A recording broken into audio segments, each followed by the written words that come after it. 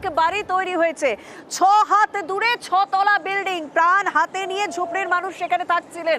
স্বাভাবিকভাবে কিন্তু তারা প্রতিবাদে সোচ্চার হন এবং প্রতিবাদে সোচ্চার হলে প্রমোটারের লোকজন গিয়ে তাদেরকে রীতিমতো ক্যামেরার সামনেই মারধর করেন, সেই ছবিও নজরে আসে। এখান থেকে শুরু আর এই যে আপনি স্যার আপনি বলেন এটা লিগ্যাল ঠিক করে আচ্ছা বলছি এই যে এতটুকু জায়গা মানুষ এই তো সকালে দেখুন 1 2 3 4 5 7 6 দাদা আমি যদি একটু বলি আপনাকে যে একটু হাত মাপবেন এখান থেকে ওইটুকু একটু প্লিজ হাত মাপুন না। হাত কত হবে? 2 হাত হবে, 2 হাত আছে, 4 5 6 হাত ধরুন, 6 হাত 6 হাতের মধ্যে 6 হাতের মধ্যে একটা বিল্ডিং। এই বিল্ডিং এ যারা থাকেন তারা কিভাবে থাকেন কিভাবে বলবো বলুন তো, ওরা নিজেরাই জানছে না। আমাদের প্রতিনিধি শঙ্কু আমাদের সঙ্গে রয়েছে। শঙ্কু, ক্যামেরার সামনে এইভাবে প্রমোটারের লোকজন গিয়ে মারধর করছে, কারণ প্রতিবাদ তো স্বাভাবিক, মানে তারা প্রতিবাদ করবেন, কারণ তাদের মধ্যে 2 জনের মানুষের মৃত্যু হয়েছে, তাদের মধ্যে একাধিক মানুষ আহত অবস্থায় হাসপাতালে রয়েছে, কিন্তু ক্যামেরার সামনে প্রমোটারের লোকজন এসে মারধর করছে, এতটা অত্যন্ত আসে কোথা থেকে? ঔদ্ধত্য আসে কোথা থেকে এই প্রশ্নের জবাবটা তো চট করে দেওয়া সম্ভব নয়, তবে যেখানে হ্যাবিচুয়াল অর্থাৎ একেবারে চিরন্তন সত্যের মতো বিষয়টি দাঁড়িয়েছে যে বারবার ধরে প্রশাসন থেকে নানা বারণ সত্ত্বেও দেখো আমরা আমাদের সাংবাদিকতা জীবনে অনেকবার কিন্তু এইরকম শুনেছি যে ইলিগাল প্রমোটিং এর বিরুদ্ধে সরকার ব্যবস্থা নিচ্ছে কিংবা ব্যবস্থা নেওয়া হচ্ছে। সেই জায়গাটায় দেখা গেছে যারা নিচু স্তরের, যাদের ওয়াচিং, যাদের লক্ষ্য করার দায়িত্ব রয়েছে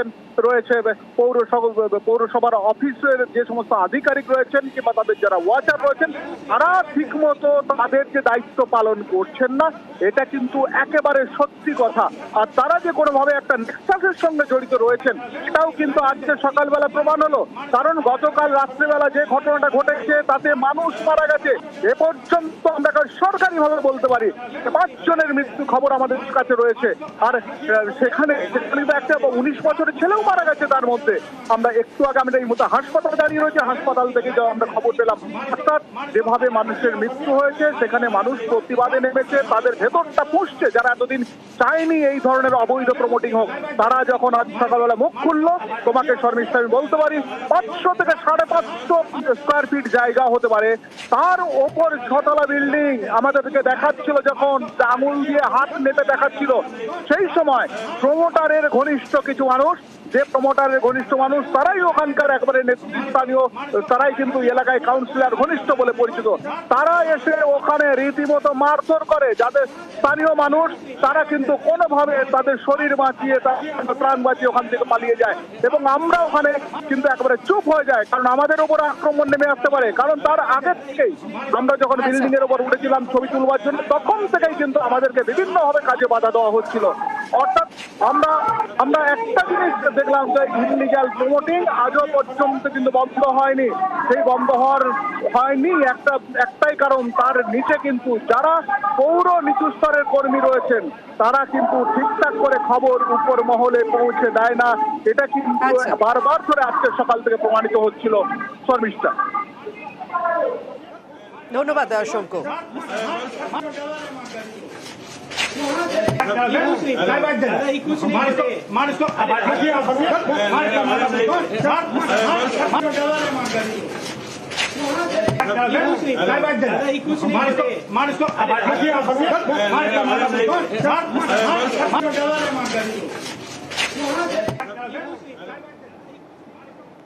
আর এই যে গার্ডেন রিচের ঘটনায় মেয়র ফেরাদ হাকিম তিনি তো স্বীকার করে নিয়েছেন যে এটা বেআইনি নির্মাণ এবং নজরদারির অভাব ছিল, সেই সমস্ত কিছু স্বীকার করে নিয়েছেন, কিন্তু এই যে একের পর এক বেআইনি নির্মাণ হয়েছে তার জন্য কিন্তু বাম আমলকেই দায়ী করলেন মেয়র ফেরাদ হাকিম। কি বলেছেন একবার শোনা যাক।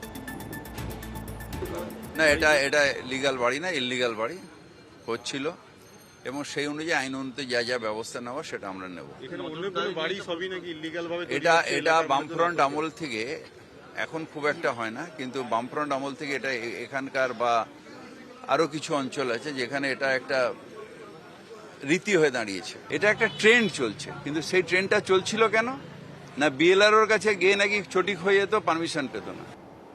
গার্ডেন রিচে হুড়মুড়িয়ে ভেঙে পড়লো বাড়ি এবং যেটি বেআইনি ভাবে তৈরি হচ্ছিল, এই ঘটনায় দুজনের মৃত্যু হলো, বেশ কয়েকজন আহত হয়ে হাসপাতালে ভর্তি রয়েছেন। মেয়র ফিরহাদ হাকিম তিনি স্বীকার করে নিচ্ছেন এটা বেআইনি, তিনি স্বীকার করে নিচ্ছেন যে নজরদারির অভাব ছিল, কিন্তু কোথাও একটা তিনি বাম আমলকেই দায়ী করছেন। কারণ এলাকার মানুষ তারা তো ক্ষোভ দেখাচ্ছেন, কারণ তাদের মধ্যেই দুজনের মৃত্যু হয়েছে, তাদের মধ্যে বেশ কয়েকজন আহত হয়ে হাসপাতালে ভর্তি রয়েছেন। কারণ যেভাবে গভীর রাতে ঘুমের মধ্যে এই বিল্ডিংটি ভেঙে পড়ে ঝুপড়ির মধ্যে, এখনো পর্যন্ত তারা সেই ভয়টা ভুলতে পারছেন না, এখনো পর্যন্ত তারা সেই মুহূর্তটা ভুলতে পারছে না, তারা এখনো পর্যন্ত আতঙ্কে রয়েছে, তাই তারা বারবার প্রতিবাদ করছেন, তারা প্রতিবাদে সোচ্চার হয়েছেন। কিন্তু মেয়র ফিরহাদ হাকিম তিনি ঘটনাস্থল গেলেন, পরিদর্শন করলেন, পরিদর্শন করার পর তিনি এও স্বীকার করে নিলেন যে নির্মাণটি বেআইনি ছিল, তিনি এও স্বীকার করে নিলেন যে এটা নজরদারির অভাব রয়েছে, সে কারণেই প্রত্যেকের নজর এড়িয়ে নির্মাণটি হচ্ছিল।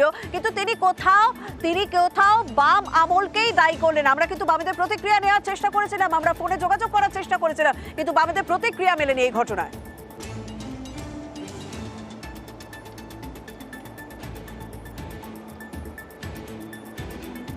বিজেপির রাজ্য সভাপতি সুকান্ত মজুমদার তিনি অবশ্য কিন্তু এই ঘটনায় তৃণমূলকেই দায়ী করেছেন।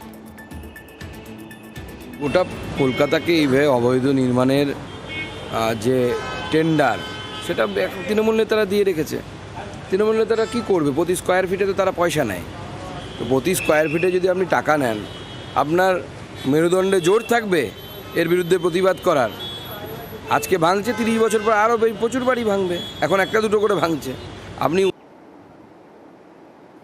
ঘটনার ভয়াবহতা ভাবুন, কত বড় গাফিলতি। কারণ ইতিমধ্যে আপডেট পাওয়া যাচ্ছে এই গার্ডেন রিচে এই বহুতল